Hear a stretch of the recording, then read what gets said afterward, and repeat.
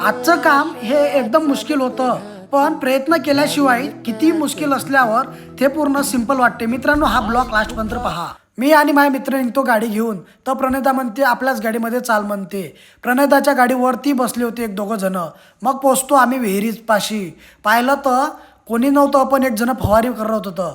मग पाहिलं विहिरीमध्ये तर खूप मोठा साप फणी खाऊन तो फिरत होता विहिरीमध्ये. मग आम्ही काहीतरी प्लॅन केला.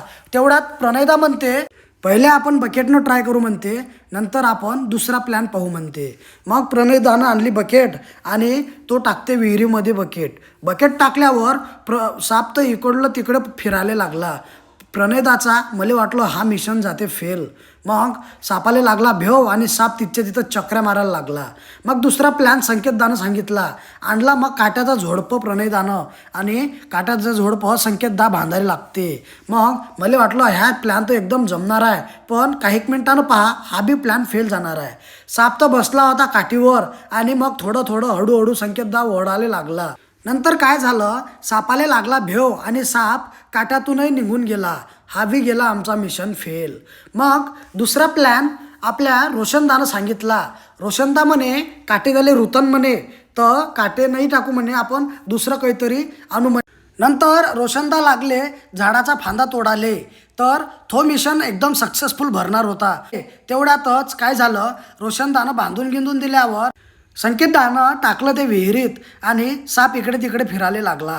मला वाटलं हा बी मिशन फेल होणार आहे, पण संकेतदाची हुशारी लय कामीत पडली. संकेतदा इकडे तिकडे सापाले दोरी दाखवत होता आणि नंतर अखेरमध्ये संकेतदाचा प्लॅन हा सक्सेसफुल बसत होता.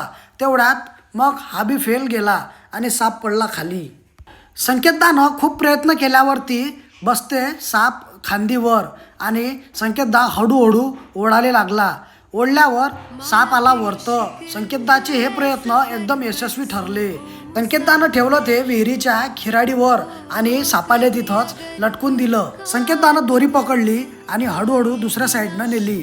तेवढ्यातच प्रणेदानं संकेतदाला सपोर्ट दिला आणि दोघे मिळून त्या सापाले काढण्याच्या प्लॅनमध्ये. नंतर खूप सारे प्रयत्न केल्यावर संकेतदा हळू काढते सापाले. वरतं काढल्यावर प्रणेदानं एकदम जोरानं झटका दिला आणि झटका दिल्याबरोबर साप वरतं आला. मित्रांनो, आपल्यासोबत तर कोणी सर्पमित्र नव्हता, तरी पण संकेतदाच्या प्लॅनमध्ये आणि प्रणेदाच्या प्लॅनमध्ये एकदम यशस्वी ठरलं. पण गावकरी मंडळी पण सोबत होती, त्याने खूप प्लॅन सांगितले आणि त्याने मदत केली. मित्रांनो, हा ब्लॉग जर आवडला असेल तर फॉलो नक्की करा.